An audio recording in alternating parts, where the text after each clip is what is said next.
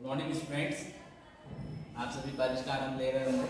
तो हम स्टार्ट करते हैं। आज का टॉपिक हमारा लेटर, और आज हम स्टार्ट करने जा रहे हैं format of letter of complain. मतलब जो कंप्लेन लेटर है उसका फॉर्मेट हम आज पढ़ने जा रहे हैं। इसमें सबसे पहले हमें देखना है कि इसमें जो है सेंडर एड्रेस आएगा, ठीक है। उसके बाद डेट आएगी, डेट के बाद हमें एक लाइन छोड़नी है। उसके बाद हमें रिसीवर एड्रेस मेंशन करना है। उसके बाद हमें एक लाइन छोड़नी है, एरो मैंने लगाया हुआ है। उसके बाद सब्जेक्ट मेंशन करना है। सब्जेक्ट में टू कंप्लेन अबाउट या अगेंस्ट लिखना ही लिखना है। उसके बाद जैसे क्वेश्चन पेपर में अगर अबाउट हो तो अबाउट लिखना है, और अगर अगेंस्ट दे रखा है तो हमें अगेंस्ट लिखना है। उसके बाद मैंने डैश डैश लगाया है। इसका मतलब ये है कि जो क्वेश्चन में हमें दिया हुआ है वही सब्जेक्ट हमें यहाँ से ढूंढ करके लिखना है। उसके बाद सर या मैम। इसके बाद हम देखते हैं हमारा फॉर्मेट स्टार्ट हो जाता है। I would like to bring your kind notice. वापस पढ़ रहा हूँ मैं। I would like to bring your kind notice about. मैं आपका ध्यान इस ओर आकर्षित करना चाहता हूँ।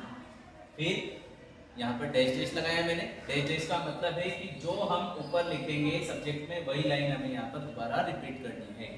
उसके बाद this is the cause of much problem.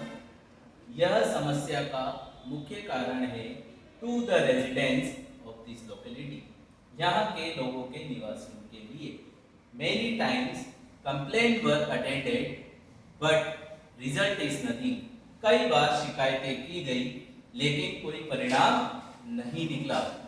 I hope you would look into the matter and take suitable step to redress our problem as soon as possible. मैं आशा करता हूं कि आप इस मामले को देखोगे और उचित कदम उठाओगे हमारी समस्या को दूर करने के लिए।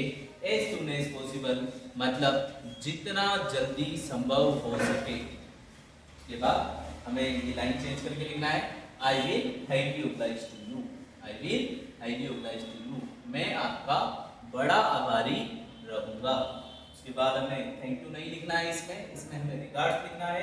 रिगार्ड्स लिखने के बाद योर फेथफुली लिखना है, और उसके बाद जो क्वेश्चन में हमें नेम दिया हुआ है वो हमें मेंशन करना है। चलिए एक बार फाइनली हम बात कर लेते हैं। सबसे पहले हमें क्या करना है बच्चों? सेंडर एड्रेस, फिर उसके बाद डेट, फिर लाइन छोड़नी है, फिर रिसीवर एड्रेस, फिर उसके बाद एक लाइन छोड़नी है सब्जेक्ट टू कंप्लेन अबाउट या अगेंस्ट, फिर डैश डैश डैश मीन्स हमें ये सब्जेक्ट क्वेश्चन में नजर आएगा, उसमें से हमें ढूंढ करके लिखना होता है। उसके बाद जब हम आगे जाएंगे तो उसके बाद हमें सर या मैम लिखना होता है। उसके बाद हमारा फॉर्मेट स्टार्ट होता है। I would like to bring your kind notice. मैं आपका ध्यान किस ओर आकर्षित करना चाहता हूँ, अबाउट या अगेंस्ट। फिर उसके बाद डैश मैंने दे रखा है। डैश का मतलब है कि हमें उसी जो हमने सब्जेक्ट में लिखा है उसे ही वापस लिखना है। फिर उसके बाद हम देखते हैं कि this is the cause of much problem to the residents of this locality. This is the cause, यह समस्या का मुख्य कारण है। This is the cause of much problem to the residents of this locality. यह समस्या का मुख्य कारण है यहाँ के निवासियों के लोगों के लिए, मोहल्ले के लोगों के लिए। Many times complain were attended but result is nothing. कई बार शिकायतें की गई लेकिन कोई परिणाम नहीं निकला। I hope you would look into the matter and take suitable step to redress our problem as soon as possible. मैं आशा करता हूं कि आप इस मामले को देखोगे और जल्द से जल्द हमारी समस्या को दूर करने के लिए कुछ उचित कदम उठाओगे। फिर उसके बाद मैंने अगली लाइन चेंज करके लिखा है। I will highly oblige to you. मैं आपका बड़ा आभारी रहूंगा। उसके बाद हमें थैंक यू नहीं लिखना है, रिगार्ड्स लिखना है, और उसके बाद योर फेथफुली और नेम जो हमें क्वेश्चन में दिया हुआ है।